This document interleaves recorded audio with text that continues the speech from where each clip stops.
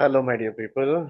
As you can see, my name is Kashyapa. I have been writing a lot of content on LinkedIn that is very useful for my students. So I thought, why not just for professionals? Why can't I share it with my students also? Because a lot of Indians who come from tier three, tier two colleges and small cities, small towns, I don't think a lot of them don't even, I don't think a lot of them even know about the LinkedIn.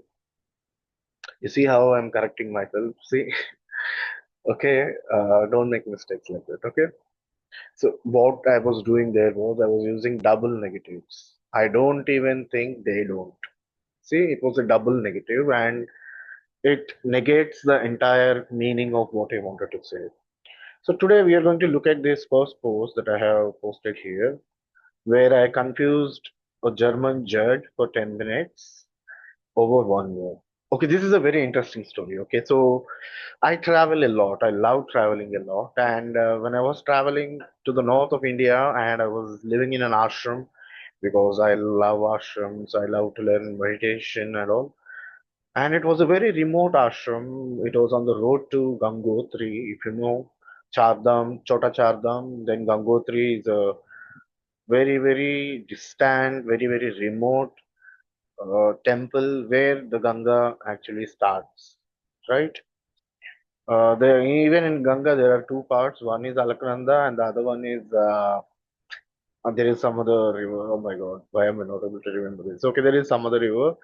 So that river starts from Bhagirathi. Yeah, Bhagirathi starts from Gangotri and Alaknanda starts from Badrinath. So we were going to Gangotri, and we on the way there is a hot spring. If you are a tourist or a foreigner watching this, remember that there is a hot spring. So what is a hot spring? Hot spring is a so due to the mountains volcanic activity. Himalayas are not exactly volcanoes, but due to the geothermal activity. So what is geo? Geo means earth. Thermal means heat. So due to the geothermal activity, because the mountains apply a lot of pressure and weight on the ground, sometimes the heat from the ground comes to the surface. And when it comes to the surface, it heats up the water just beneath the ground, and that water comes out as a hot spring. So it was an amazing experience where we were covered with snow on all around, and we were shivering, and we had a bath in the hot spring. And then we went to Gangotri, me, a German gentleman who is a judge in Germany, and another Indian gentleman who's a businessman. So it was my sort of my first trip with two people who are more than 25 years older than me, right? Until then, I never traveled with someone who is as old as that. So I thought it would be boring, but it was very, very interesting. And we actually, because they are the thing with elder men is older men or older people is they're not afraid of anything. They have seen a lot of things in their lives and they're not afraid of anything. They just right away ask what they want, do what they want. And we were going to a cave near Gangotri in the forest, and we met a real sage who didn't give us any answers because he said that everything is God. Aham Brahmasmi, I am Brahmasmi. Go and figure out your own shit. And then after coming back, we were having a lot of chit chat. And during this chit chat, I asked him, Sir, you're a judge, right? So, how do the lawyers and how do the people in your court address you? That is the exact question I asked. He got a little bit confused. He was like, why would I know the addresses of these people? The problem that happened there was he thought that the address I mentioned was a noun, whereas the address I mentioned was a verb. The same word has two different meanings. In India, we address our judges as my lord, my lord, your lordship, etc. Right? So and in but in the movies they show that you were honor, your honor. That is a very wrong idea. In Indian courts, no lawyer or advocate uses your honor, right? They use my lordship, your lordship, or my lord, right? So that is the correct term to use in Indian courts, and in the American courts they use your honor. So I wanted to know what they use in German courts. Simple as that. So I asked him, how do they address you? Or what do they address you? How do they address you? Whatever it is. So he got confused, and it was like 10 minutes. He was so confused. He was asking me, why do you want to know whether I know the addresses of these lawyers and all? What is happening? Why are you asking me these questions? And I was like, what am I asking? I'm just asking how they address you, how they address you. I kept repeating. And finally, I gave the example. I finally said that in India, we say my lord or my lord. How do you say? Then he realized and he laughed and he said, her was Sinzende. I don't even know how to pronounce it. Yeah, German is a difficult language to pronounce, but he finally gave me the answer. Then I thought, oh my God, if this is the thing with one single word between two people who know English really well, because he's a German person who is also learning English as a second language. I'm an Indian person who is also learning English as a second language. Neither of us are native speakers, but it is a cross-cultural communication. And in this cross-cultural communication, a single word was able to disturb the communication for 10 minutes and distort the meaning of what was asked and what was said. Then I wanted to dig in a bit deeper, and then when you come to Indian English, there are a lot of words that are like this. For example, you might have met people who ask you, sir or madam, what is your good name? Right? So it is a very typical Indian thing. They are trying to be polite and they are saying, what is your good name? In Hindi, it is literally, आपका शुभ नाम क्या है? Right? So they are trying to translate it. In South India, we don't use that. In South India, we say, what is your name? In Telugu also, me parenti. Me manchi parenti, me shubh parenti. We don't say that. But in Hindi, it is polite to ask someone, आपका शुभ नाम क्या है? What is your good name? But when it come, how does it come across? Is that you are trying to say that I have a bad name also, right? So the immediate question you would get when you're speaking to a non-Hindi person or a person from some other culture, they would ask you, why, what do you think? I have a bad name also? Why are you asking me my good name?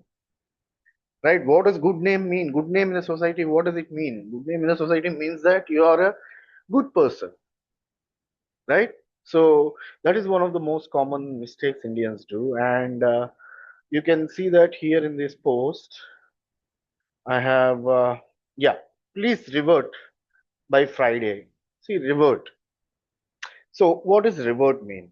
Revert means going back to the same situation, right? For example, how can we say in cricket or in football, the goalkeeper reverted back to his position, right? So, after he protected the ball or goal from the ball, from the football, he reverted back to his position. That means he came back to the same position that he was already in. That is sort of revert. But in India, it means that reply, reply to me or reach out to me by this time, right? So it gets a bit confusing. And he is too good. He is too good is one of the most wrong sentences that we use. Because to know that, we need to understand there is something called as to, so that. TOO, so that. Cannot or not. So that not. So these are negative sentences. He is too good. If you can't just stop there. He's too good for what? He's too good to write an essay. That means he can't write an essay. Do you understand? He's so good that he can't write an essay. Right? Or he's, even though it sounds like a compliment, it's not exactly compliment. He is too short to participate. He is so short that he cannot participate. There are too many to enter. There are so many people that they cannot enter, right? She is too beautiful to criticize. She is so beautiful that we cannot criticize her, right? These are all, even though a bit sexist tone, yeah, I admit, these are all some things that we make some mistakes. Prepone. Prepone is one of the words that we use liberally, but prepone doesn't exist. There is no word called as prepone. It's only postpone. We assume that okay, there is postpone, so there must be prepone. There is so we just use prepone, right? Then what should we use? What should we use instead of prepone? If the meeting was scheduled at 10 o'clock and the time of the meeting has been changed to 8 o'clock, then what do you say? The meeting has been what? You can say rescheduled, right? Or what else do you say? You leave that in the comments. Instead of prepone, what do you use? Leave that in the comments, okay? And I will do the needful. I will do the needful, or please do the needful. This is a term that we keep using in our emails, and it is not so polite term. It is not a polite term, not a polite phrase. When you are saying I'll do the needful, it just means that you will do the basic. I'll do the basic minimum, right? I'll do the basic minimum. So that is not a good tone.